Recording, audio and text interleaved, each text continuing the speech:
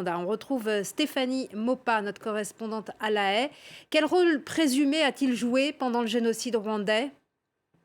Alors, vous l'avez dit, hein, Félicien Kabuga était considéré comme le financier du génocide, hein. C'est un homme d'affaires, un homme de pouvoir, et il est accusé, hein, il y a 8 chefs d'accusation contre lui, il est accusé d'avoir armé les milices tout au long du génocide du printemps 94. Alors, il y a deux volets, hein, à son acte d'accusation. L'un qui concerne la propagande du génocide, c'est-à-dire la création et le fonctionnement de la radio-télévision d'Émile Colline, qui a appelé au massacre des Tutsis du Rwanda.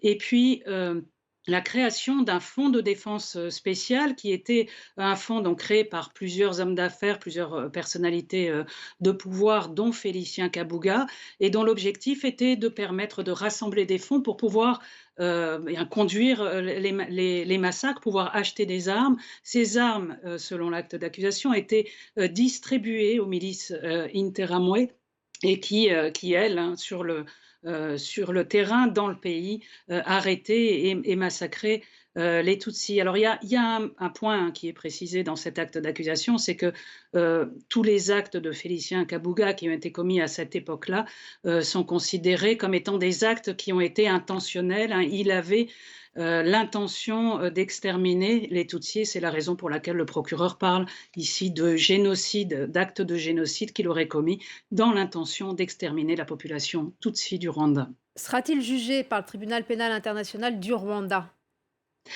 Alors, c'est le tribunal international pour le Rwanda qui l'a mis en accusation. Il a été arrêté à Paris, comme vous l'avez dit. Maintenant, il va y avoir une procédure, c'est-à-dire qu'il peut éventuellement faire appel de son arrestation, contester les accusations qui sont portées contre lui.